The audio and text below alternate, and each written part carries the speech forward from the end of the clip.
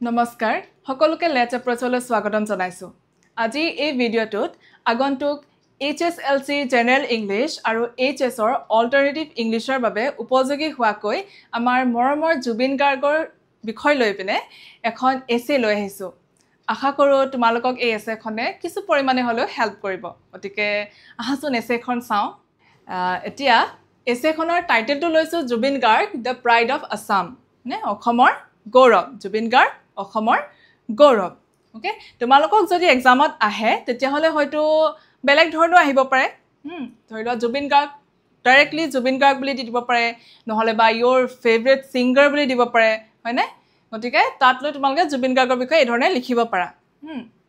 ঠিক আছে এতিয়া আমি প্ৰথমতে ইন্ট্ৰোডাকচনটো চাও কি আছে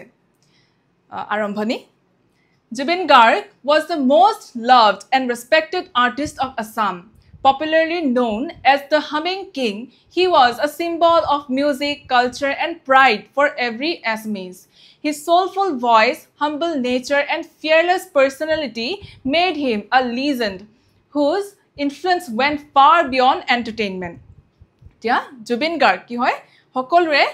hokolutকৈ ki hoy moromor আমাৰ সকলোৰে মৰমৰ আৰু সকলোৰে কি হয় সন্মানীয় ৰেসপেক্টেড হনে এজন কি হয় অসমৰ এজন কি শিল্পী হয় হয়নে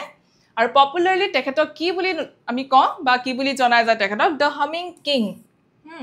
কিং বুলি কওঁ আমি বা হামিং কিং বুলি তেখেতক কোৱা হয় আৰু তেখেত কি হয় এজন মিউজিক গানৰ হওক বা যি সংস্কৃতি হওক বা আমাৰ গোটেই অসমবাসীৰ বা আমাৰ অসমীয়াৰ এজন কি হয় গৌৰৱ হয় হয়নে তেওঁ এজন symbol of music culture and pride for every Assamese amar অসমবাসীৰ কাৰণে বা আমাৰ অসমীয়াৰ কাৰণে এজন কি হয় তেওঁ pride হয় গৌৰৱ হয় his soulful voice humble nature and fearless personality made him a legend whose influence went far beyond entertainment তেখেতৰ কি soulful তেখেতৰ যি হৃদয়স্পৰ্শী যি voice মানে মাত কণ্ঠ আৰু তেখেতৰ যি humble nature যি তেখেতৰ বিনয়পূৰ্বক যি নেচাৰ হয় হয়নে যেটা humble nature হয়নে তেখেতৰ আৰু fearless personality যেটো তেওঁ যে ভয় নকৰে হয়নে এটা নিৰ্ভীক এটা ব্যক্তিত্ব সেই ব্যক্তিত্বই তেখেতক এজন কি হৈছে খুব এজন মহান ব্যক্তি কৰি তুলিছে তেখেতক হয়নে আৰু যি কেৱল বিনোদন মানে এন্টাৰটেইনমেন্ট হয় এন্টাৰটেইনমেন্টতে তেখেতক কি হল হিমাবদ্ধ হৈ নাথাকি তেখেত তাতকৈ ওপৰত উঠি গৈছে মানে হয়নে তেখেতৰ যি soulful voice লগতে humble nature আৰু যি fearless personality হেইটাই কি কৰিছে তেখেতক এজন মহান ব্যক্তি কৰি তুলিছে যিয়ে কি হয় এন্টাৰটেইনমেন্টতকৈ উদ্ধত হৈ পৰিছে হয়নে এতিয়া আমি চাও early life and musical journey তেখেতৰ যি প্ৰাৰম্ভিক জীৱন আৰু তেখেতৰ যি সংগীতৰ যি জাৰ্নি হেতু কেনেকুৱা ধৰণৰ আছিল okay Born on November 18, 1972 in Tura, Meghalaya, Zubin Garg grew up in a family that loved music and art. Zubin Gargor ketia janmo hoisile November 18 hone 18 November 1972 mane 1972 sonor ki 18 November ot kot Meghalayar Tura Meghalayar Tura teo janmo grohon hoisile aru tekhet kenekwa dhৰণৰ এটা পৰিয়ালত জন্ম গ্ৰহণ কৰিছিলে যিটো পৰিয়ালত already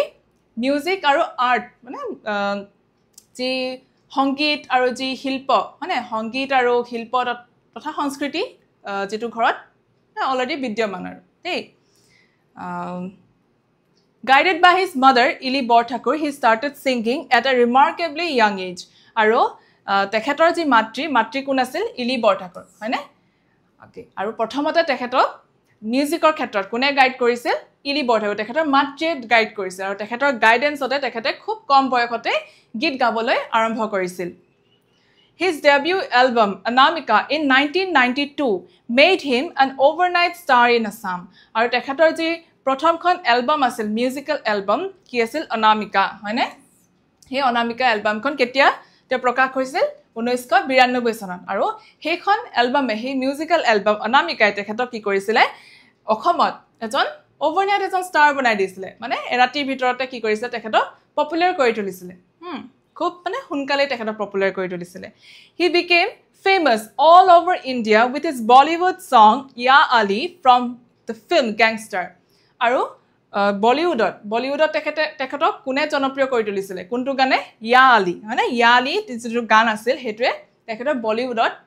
চিনাকি দিছিলে আৰু কোনখন আছিলে গেংষ্টাৰ ফিল্মখনত আছিলে এই ইয়া Ali সংটো in his lifetime he sang more than 38,000 songs in over 40 languages which showed his amazing talent and hard work আৰু তেওঁ সম্পূৰ্ণ তেখেতৰ যি জীৱন কাল মানে লাইফ টাইমত তেখেতে কিমান গান গাইছিলে 38,000 প্ৰায় 38,000 বা তাতকৈ ওপৰত তেখেতে কি কৰিছিলে গান গাইছিলে কিমানটা ল্যাঙ্গুৱেজৰ 40টা ল্যাঙ্গুৱেজত মানে আৰু যিটোৱে তেখেতৰ যি ট্যালেন্ট মানে অ্যামেজিং এটা আশ্চৰ্যজনক এটা ট্যালেন্ট আৰু হাৰ্ড ওয়াৰ্ক শো কৰিছে মানে হাৰ্ড ওয়াৰ্কৰ এটো দেখাইছে এটো এক্সাম্পল হয় এটো তেখেতে ইমানখিনি গান গাব পাৰিছে হয়নে Okay, it was early life or musical journey. Etia ami next ki ase sao a versatile talent. Orthat ki hoy bohumukhi pratibha. Jubin Garg was more than a singer. Tekhet ki asile kebol ejon singer asile jano tekhet singer koi bahut beshi asile ki asile he was also a music composer, lyricist, actor, filmmaker and poet. তেখেত কোন আছিল কি আছিল আৰু কেৱল মিউজিকৰ লগত লাগি থাকি তে কি কৰিছিল অকল তাৰ উপৰিও কম্পোজাৰ আছিল হয়নে মিউজিক কম্পোজাৰ মিউজিক বনাইছিল লগতে লিৰিচিষ্ট আছিল হয়নে গান লিখিছিল তেখেতে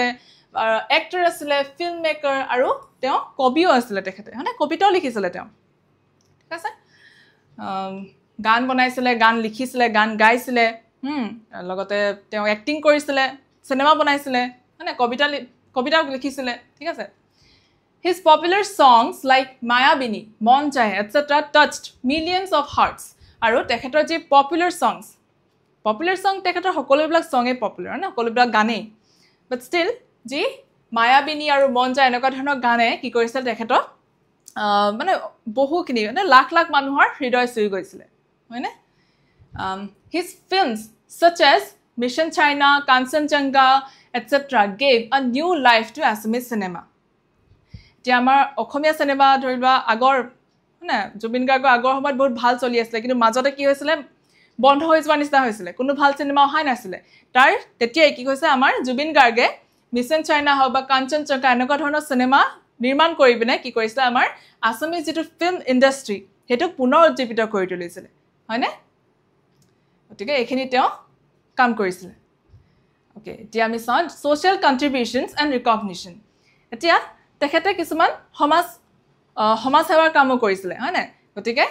তেখেতে কি কাম কৰিছিল চাওঁ হা Jubin Garg was deeply involved in social work. He helped flood victims or others who needed support,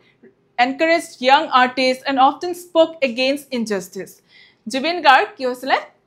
তেওঁ গভীৰভাৱে social workত involved আছিল হয়নে তেখেতে বহুতখিনি সমাজ সেৱাৰ কাম কৰিছিল আৰু তেওঁ কি কৰিছিল তেওঁ ফ্লাড ভিকটিমছ যিসকল বানপানী আমাৰ অসমতো বানপানী হৈ থাকে হয়নে গতিকে হেই যি বানপানী পীড়িত সকলক তেওঁ সহায় কৰিছিল কেৱল তেওঁলোকে নহয় বাকি আৰু যিমান বিলাক মানুহ যি সকলক কিবা প্ৰয়োজন হয় বা যি সকল অভাৱত আছে বা যি সকল দুখীয়া মানুহ হয়নে দুখীয়া মানুহ তেওঁলোকক কি কৰিছিল সহায় কৰিছিল others who needed support যাক মানে দৰকাৰ হৈছিল যি বিচাৰিছিল তেওঁক দিছিল মানে তেওঁ সহায় কৰিছিল হয়নে জুবিন গাৰ্গে আৰু যি সকল নতুনকৈ উঠি অহা প্ৰজন্ম বা নতুনকৈ উঠি অহা যি সকল শিল্পী বা গায়ক হওক বা এক্টৰছ হওক যি নহওক তেওঁলোকক কি কৰিছিল তেওঁ এনকাৰেজ কৰিছিল মানে ইয়াং আৰ্টিষ্ট নতুন যিবিলাক শিল্পী আছে তেওঁলোকক কি কৰিছিল এনকাৰেজ মানে কি কৰিছিল উৎসাহ জগাইছিল and often spoke against injustice আৰু তেখেতে কি কৰিছিল হঘনাই প্ৰায় কি কৰিছিল যি অন্যায় সমাজত যিবিলাক অন্যায় হৈ থাকে অন্যায় দুৰ্নীতি হেবিলাকৰ এগেইনষ্টত হেবিলাকৰ এগেইনষ্টত তেওঁ মাত মাতিছিল হয়নে injustice His kindness was as great as his talent. আৰু তেখেতৰ যি kindness তেখেতৰ যি বিনম্ৰতা হয়নে যি মানৱীয়তা হেতু কি হয় তেওঁৰ যি ট্যালেন্ট হে ট্যালেন্টৰ সমান গৈছে হয়নে যে তেওঁৰ যিমান ট্যালেন্ট আছে তেওঁ ট্যালেন্টটো ভৰপুৰ তেখেতৰ ট্যালেন্ট হয়নে গতিকে হে যিমান ট্যালেন্ট আছে হিমানে তেওঁ কি আছে হাম্বল নেচাৰটো আছে মানে তেখেতৰ kindness আছে হয়নে ওকে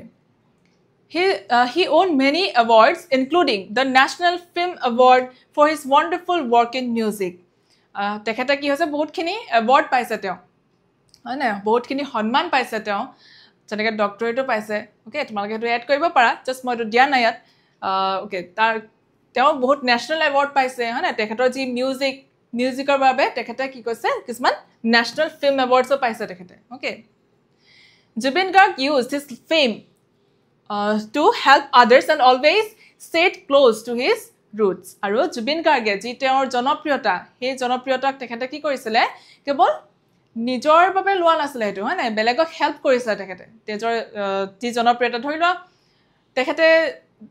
তোমালোকে শুনি আছা না তেখেতৰ যিমান পইচা পায় মানে শ্ব' কৰি যিমান পইচা পায় তেওঁ কি কৰে বাকী দুখীয়া যিবিলাক নিডছ আছে যি প্ৰয়োজন হয় বাকী যি অভাৱত আছে তেওঁলোকক সহায় কৰিবলৈ পইচা দি দিয়ে মানে তেওঁৰ ওচৰত নাথাকে হয় নাই গতিকে তেখেতৰ যি ফেম তেখেতৰ যি জনপ্ৰিয়তা সেইটো তেওঁ কেৱল নিজৰ মাজতে নাৰাখি পিনে বেলেগক হেল্প কৰিছিলে তেওঁ বেলেগক হেল্প কৰিবৰ কাৰণে ইউজ কৰিছিলে হয় নাই আৰু তেখেতে কি কৰিছে নিজৰ যি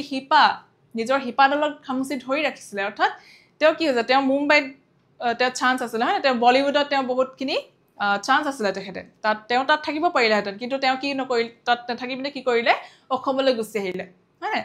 ঠিক আছে গতিকে তেওঁ নিজৰ যি শিপা নিজৰ ঘৰখনক তেওঁ হাবতি ধৰি থাকিলে হয়নে ওকে এতিয়া নেক্সট আমি কনক্লুজন এতিয়া আমি সমাপ্তিটো চাওঁ কি আছে sadly the humming king passed away on 19 September 2025 in Singapore আৰু খুব দুখজনকভাৱে আমাৰ যি হামিং কিং তেখেত কি হৈছিলে কেতিয়া মৃত্যু হ'ল 19 ছেপ্টেম্বৰ 2025 চনত ছিংগাপুৰত তেখেতৰ আকস্মিকভাৱে কি হ'ল মৃত্যু হ'ল Thousands of heartbroken fans gathered at his funeral, setting a record as the 4th largest gathering in the world. আৰু তেখেতৰ যি funeral, তেখেতৰ যি অন্ত্যেষ্টিক্ৰিয়া হয়নে হেক যি বিদায় হেতু সময়ত কিমান হাজাৰ মানুহ হাজাৰ তেখেতৰ ফেন্স গুড গাইছিলে আৰু হি কি কৰিছিলে এটা ৰেকৰ্ড সেট কৰিছিলে হয়নে এটা ৰেকৰ্ড বনাই দিছিলে কি কেনেকৈ fourth largest gathering in the world মানে 4 নম্বৰ ইমান মানুহ হৈ গৈছিলে যেটো 4 নম্বৰ এটা মানুহৰ এটা সমাগম হৈ গৈছে 4 নম্বৰ ওয়াৰ্ল্ডৰ ভিতৰতে ৰেকৰ্ড সৃষ্টি কৰিছিলে okay it showed the deep love of the people for their iconic singer and proved he will always be remembered in everyone's heart আৰু এটৱে মানুহৰ তেখেতৰ যি ফেন্স সকল আছিল সেই ফেন্স বিলাকৰ বা বাকি আমাৰ অসমবাসী সকলোৰে তেওঁৰ প্ৰতি যি ভাল পোৱা গভীৰ যি ভাল পোৱা হেতু প্ৰদৰ্শন কৰিছিলে হয় না যে ইমানখিনি মানুহ আহিছিলে তেখেতক হেক বিদায় জনাবৰ বাবে ওকে আৰু এইটোৱে আৰু কি প্ৰুফ কৰিছে যে তেখেতক জুবিন গাৰ্গক কি কৰিব সকলোৱে নিজৰ হৃদয়ত ভৱিষ্যতলৈ লৈ থাকিব হয়নে সদায় তেখেতক নিজৰ হৃদয়ত থব থৈ আহিছে না আৰু থৈ থাকিব হয়নে হৃদয়তে থৈ থাকিব হয়নে ঠিক আছে এখনে আছিল আমাৰ মৰমৰ জুবিন গাৰ্গৰ ওপৰত এখন এছে এখন এক্সামৰ উপযোগী হোৱাকে বনাইছো যদি তোমালোকে এইটো নহয় যে এখন মানে যেনেকৈ দিছো তেনেকেই যে লিখিব লাগিব সেইটো কথা নহয় যদি বিচাৰা বাট তোমালোকে কি কৰিব পাৰা ইয়াত বেলেগ বস্তু তোমালোকে এডো কৰিব পাৰিবা ঠিক আছে এখন মানে এক্সামৰ উপযোগী হোৱাকৈ 300 to 350 এনেকুৱা ভিতৰত এইখন বনাই দিছো তোমালোকে ইয়াত বিভিন্ন ধৰণৰ আৰু কিছুমান বস্তু লাইনস বা কিছুমান ওয়াৰ্ডস তোমালোকে এডো কৰি পিনে তোমালোকে ভাল লগা ধৰণে বনাই দিব পাৰা কাৰণ জুবিন গাৰ্গৰ বিষয়ে কি ঢেৰ কথা আছে হয়নে লিখিবৰ কাৰণে নহলে লিখি হেকেই নহব হয়নে তাৰ বিষয়ে এছে বহুত দীঘল এছে হৈ যাব হয়নে গতিকে এখন অকমান কনসাইজ কৰি পিনে ছুটিকৈ লিখা হৈছে যাতে তোমালোকে এক্সামত লিখিবলৈ সুবিধা হয় যদি তোমালোকে বিচাৰ অকমান মডিফাই কৰি লবা ওকে ঠিক আছে গতিকে এখনে আছিল আমাৰ জুবিন গাৰ্গৰ ওপৰত এছে আশা কৰো তোমালোকক এখনে কিছু পৰিমাণে হলে সহায় কৰিব আৰু হেই ভিডিওটো চোৱাৰ বাবে বহুত ধন্যবাদ